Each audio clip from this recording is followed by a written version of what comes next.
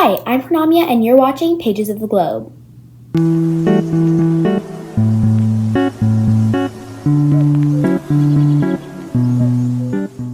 So if you're new to my channel, basically every day I read stories, I tell you a little bit about their author, and I give you an analysis about them.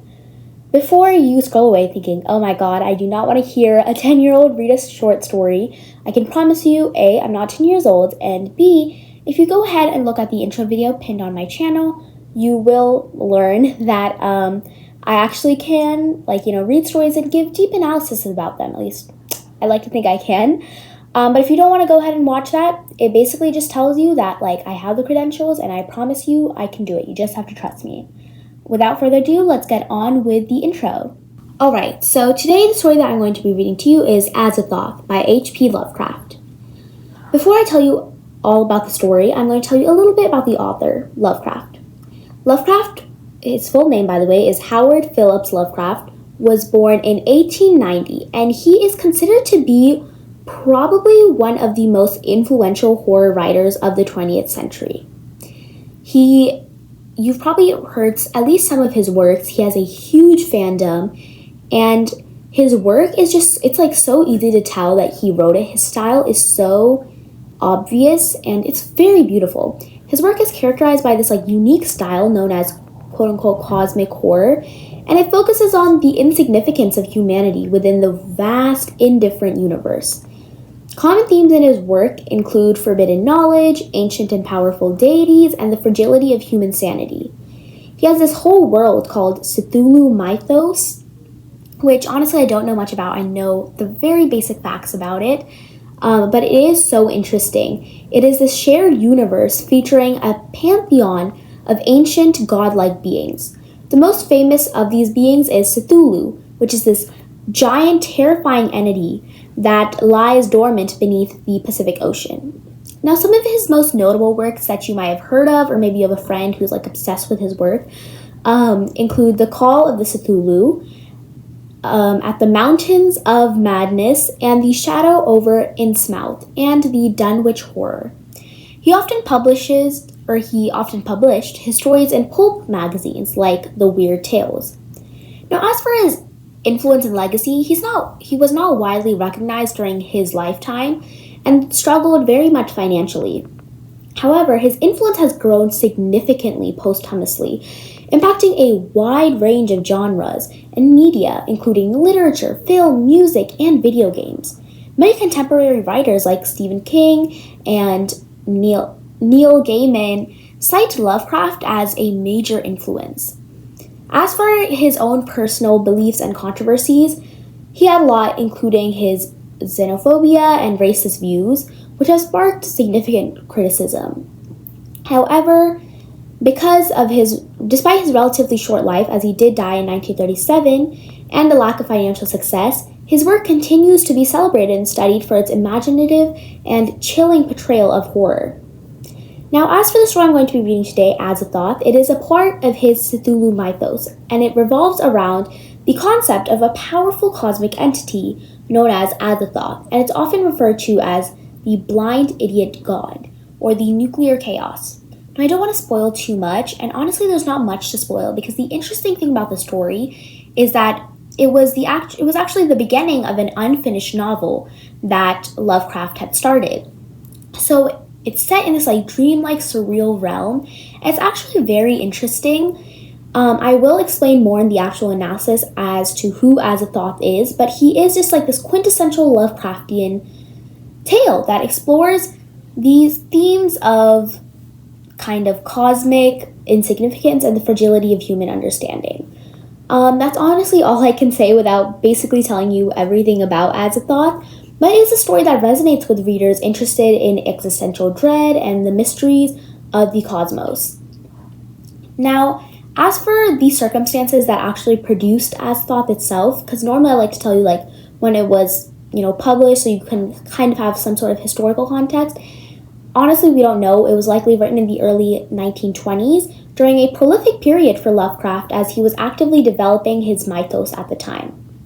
Now, an interesting tidbit I wanted to tell you about H.P. Lovecraft is that if you recognize the name kind of, and you're like, oh, why does that sound so familiar, even though I've never read any of his works, it might be because if you were anything like me when you were like younger, you were a huge fan of the show Scooby-Doo Mystery Incorporated, and you'll remember there was an author in there named H.P. Hatecraft, and he had like this weird world that was very similar to the Mythos, and there was like a crazy fan who was pretending to be one of the monsters from his world, and it was like this whole thing. It was very cool. It was a very cool episode, and I myself was like obsessed with Scooby-Doo Mystery Incorporated when I was younger. So I remember when I first picked up a book by H.P. Lovecraft, I was like, why does this name sound so familiar? And I was like, oh my god, this is the author that was in Scooby-Doo, except they changed his last name to Hatecraft. Anyway, without further ado, let's get on with the story. Remember to like, share, subscribe, and comment down below which short story you would like me to read next. Azathoth by H.P. Lovecraft. When age fell upon the world, and wonder went out of the minds of men, when gray cities reared to smoky skies tall towers, grim and ugly, in whose shadow none might dream of the sun, or of spring's flowering meads, when learning stripped the earth of her mantle of beauty, and poets sang no more of twisted phantoms, seen with bleared and inward-looking eyes. When these things have come to pass, and of childish hopes had gone forever, there was a man who traveled out of life and on a quest into spaces whither the world's dreams had fled. Of the name and abode of this little man little is written, for they were of the waking world only, yet it is said that both were obscure. It is enough to say that he dwelt in a city of high walls, where the sterile twilight reigned, that he toiled all day among shadow and turmoil, coming home at evening to a room whose one window opened, not to open fields and groves, but on to a dim court, where other windows stared in dull despair. From that casement one might see only walls and windows, except sometimes when one leaned so far out and peered at the small stars that passed. And because mere walls and windows must soon drive a man to madness who dreams and reads much, the dweller in that room used night after night to lean out and peer aloft, to glimpse some fragment of things beyond the waking world and the tall cities. After years they began to call the slow-sailing stars by name, and to follow them in fancy when they glided regretfully out of sight, till at length his vision opened to many secret vistas whose existence no common eye suspected. And one night a mighty gulf was bridged, and the dream-haunted skies swelled down to the lonely watcher's window, to merge with the close air of his room, and to make him a part of their fabulous wonder. There came to that room wild streams of violet midnight, glittering with dust and gold, vortices of dust and fire swirling out of the ultimate spaces, and heavy perfumes from beyond the worlds. Opiate oceans poured there, litten by suns that the eye may never behold, and having in their whirlpools strange dolphins and sea nymphs of memorable depths. Noiseless infinity eddied around the dreamer and wafted him away without touching the body that leaned stiffly from the lonely window. And for days, not counted in men's calendars, the tides of far spears that bore him gently to join the course of other cycles that tenderly left him sleeping on a green sunrise shore, a green shore fragrant with lotus blossoms and starred by red camelotes. The end. Alright, so that was Azathoth by H.P. Lovecraft. Now this is a very interesting story. It's the beginning of a never-completed novel. It was written in June 1922, and I've already explained all this, but I will go ahead and do it again. And it was published as a fragment in the journal Leaves in 1938 after Lovecraft's death. It's the first piece of fiction to mention the fictional being of Azathoth, one of the major entities in Lovecraft's Cthulhu Mythos, though the entity only appears in the title. It's also the title of a poem published in Weird Tales in January 1931 as part of the cycle Fungi from Yugoth. This novel fragment is very beautifully written, deeply promising, that shows Lovecraft's ever-growing maturity as both a stylist and a thinker. It's about 500 words long and is really little more than just like an opening to a novel that Lovecraft obviously never got around to writing. Now, while the language of the novel fragment itself is surprisingly polished, the original manuscript is scrawled across several pieces of scrap paper that Lovecraft happened to have lying about the place when inspiration struck. The first page of the manuscript is written on the reverse of a piece of private correspondence that was typed on a headed note paper from a Spanish-themed casino in Milwaukee. And then the second page is spread across the reverse and margins of a piece of campaign literature from someone who was evidently running for president of the Amateur Press Association.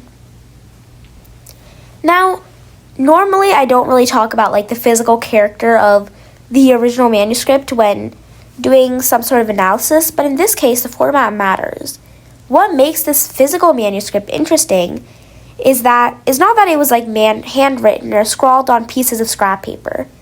Lovecraft tended to do most of his first drafts by hand and would frequently cross out and rework entire paragraphs while only amending the odd word when he produced a paragraph he happened to like. He was also an amateur writer who was not necessarily in the habit of working everything up for professional publication straight out of the gate. So a lot of the original manuscripts held at Brown University look like notes from someone's ongoing Call of Cthulhu campaign. What makes this tiny fragment of abandoned novel significant is the fact that it's marked Lovecraft's first use of name Azathoth in print.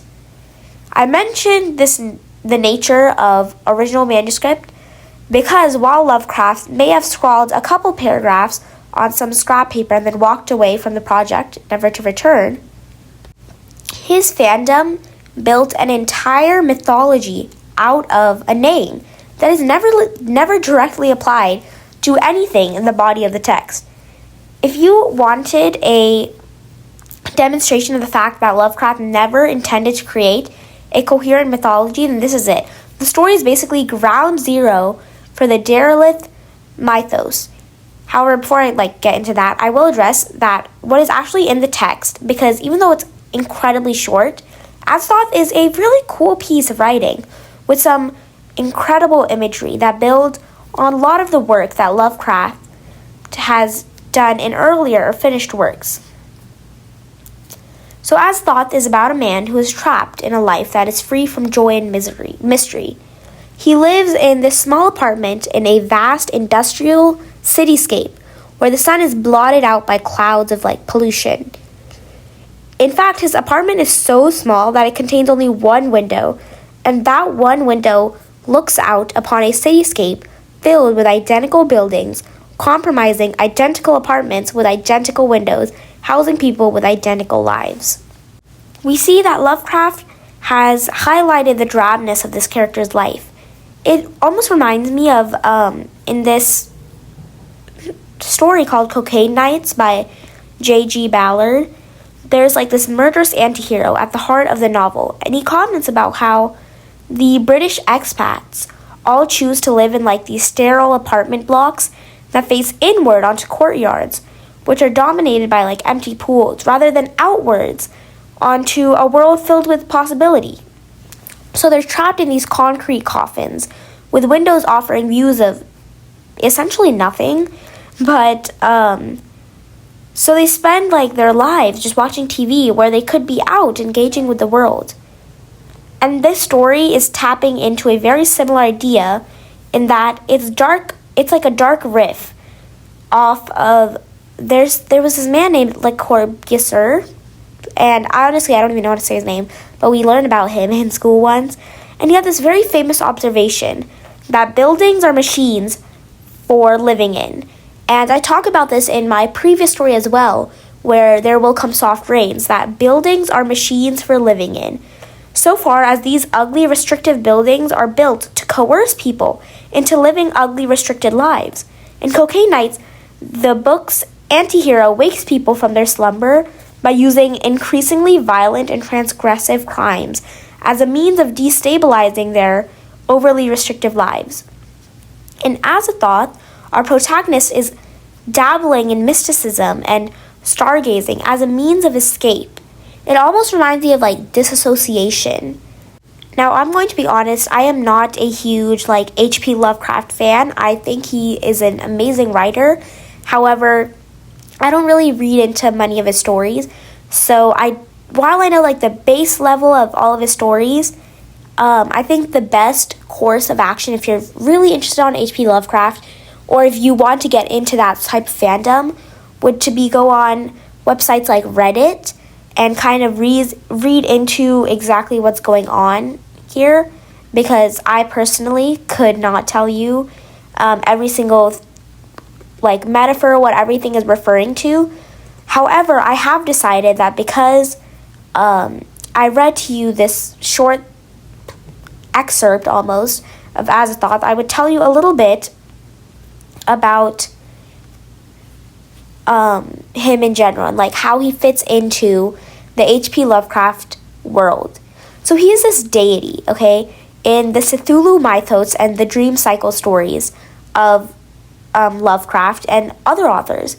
He's the supreme deity of the Cthulhu Mythos and the ruler of the outer gods, and may also be seen as a symbol for primordial chaos, therefore being the most powerful entity in the entirety of the Cthulhu Mythos.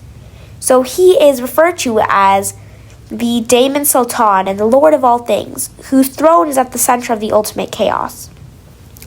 The first recorded mention of the name Azathoth was a note that Lovecraft wrote to himself in 1919 that literally just read, Azathoth, hideous name. That's literally all he wrote.